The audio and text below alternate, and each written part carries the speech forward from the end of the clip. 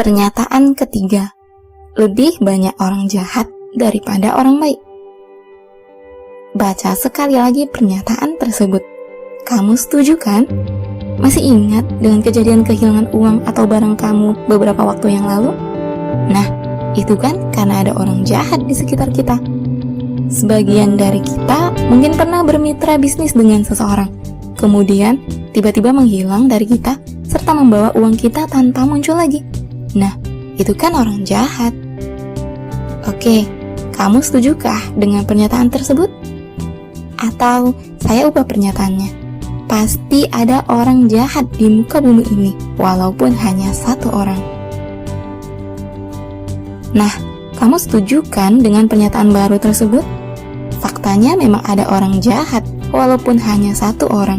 Iya kan? Loh, kamu tidak setuju? Lalu, bagaimana dengan koruptor? Apakah mereka orang baik? Bukankah koruptor telah mengambil harta orang banyak untuk kepentingan pribadinya? Apakah itu bukan termasuk orang jahat? Ketika kita setuju dengan pernyataan pasti ada orang jahat di muka bumi ini walaupun hanya satu orang, maka ingat, semuanya satu dan terhubung. Kamu sebenarnya sedang berdoa, ya Tuhan, seandainya ada satu orang jahat di muka bumi ini, maka jadikan itu saya. Wah, jadi bagaimana ini? Semua orang baik begitu? Karena saya mau menjadi orang baik, lalu di mana kewaspadaan? Nanti kita jadi tidak waspada dong. Ada sebuah contoh menarik ketika menerapkan ilmu ini. Apakah saat kamu masuk ke rumah makan, lalu meletakkan barang di samping kamu tanpa khawatir diambil? Kan semua orang baik. Dompet, handphone, tablet, kunci kendaraan diletakkan saja sembarangan. Kamu berani?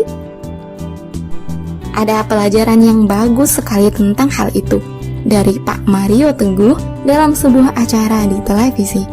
Pertama, ada orang yang melihat uang Rp1.000 jatuh. Dengan berteriak dia bilang, "Hei, uang siapa ini 1.000?" Dua, saat yang jatuh uangnya Rp10.000, dipelankan suaranya setengah berbisik, "Hei, ini uang siapa?" Tiga, saat yang jatuh uang Rp100.000, lihat ke kanan dan ke kiri lalu kaki kanan menginjak uang itu sambil di dalam hati berkata, "Uang siapa ini ya?" 4. Saat yang jatuh uang Rp1.000.000, sudah tidak ada lagi suara apapun. Tangan dengan gesit mengambil dan segera berlari. Jadi, semua orang baik kan? Cuma baiknya bertingkat-tingkat. Pertama, ada jujur di level Rp1.000. 2. Ada jujur di level Rp10.000. 3. Ada jujur di level Rp100.000. 4. Ada jujur di level Rp1.000.000. Tidak ada yang jahat, semuanya jujur. Setuju? Nah, kamu bisa terapkan hal ini dalam hidup. Saat kamu masuk rumah makan, kamu mau tahu berapa tingkat kejujuran orang baik di sekitar kamu. Untuk jaga kejujuran semua orang, kamu simpan barang kamu baik-baik. Akurkan barang kamu selamat, pikiran kamu pun selamat. Karena kamu berbaik sangka bahwa semua orang adalah orang yang baik. Saat kamu naik kereta api, naik bus, jaga kejujuran orang lain dengan menjaga barang bawaan kamu. Saat kamu berbisnis, jaga kejujuran orang lain dengan menerapkan manajemen yang transparan sehingga semua orang tetap menjadi baik sesuai dengan standar operasi dan prosedur yang kamu terapkan. Saat kamu bertransaksi, catat akadnya dengan bukti tertulis untuk menjaga kejujuran setiap orang. Harta kamu selamat, pikiran kamu pun selamat. Nah, sekarang saya mau tanya, adakah orang jahat di muka bumi ini? Wah, kamu luar biasa. Benar, semua orang baik karena kamu sedang berdoa bahwa kamu menjadi orang baik setiap saat. Sekali lagi, pertanyaan berikutnya, adakah orang kafir di muka bumi ini? Ups, pertanyaannya tidak mudah dijawab ya. Jadi, apa nih jawaban kamu? A. Ada orang kafir. B. Semua orang beriman. Jika kamu jawab A, maka kamu sedang berdoa kamu menjadi orang kafir.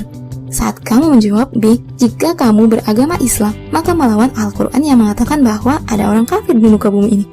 Wah, bagaimana ini? Al-Quran itu sebenarnya berfungsi sebagai cermin. Saat Saat Tuhan mengatakan sifat-sifat orang kafir, mestinya cermin itu ditujukan untuk diri kita sendiri. Saat Tuhan mengatakan sifat orang zalim, orang fasik, orang musyrik, jangan-jangan kita sendiri yang disifatkan oleh Tuhan. Adanya ayat-ayat definisi seperti itu untuk menjadi cermin agar diri kita menjauhinya. Alangkah tidak bijaknya jika cermin untuk diri kita malah kita tunjukkan ke orang lain. Hei ngaca, kamu tuh kafir, kamu tuh jalim, kamu tuh fasik. Astagfirullah. Selama ini kita selalu menunjuk orang lain, padahal Al-Quran mulia sekali untuk diri kita untuk memberikan feedback atas semua perilaku kita di dunia agar menjadi sebenar-benar beriman.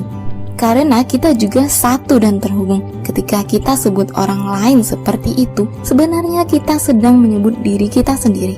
Ingat, alam bawah sadar tidak membedakan diri sendiri atau orang lain. Lalu, urusan orang lain, kafir, zalim, fasik, musyrik, sebenarnya juga bukan urusan kita.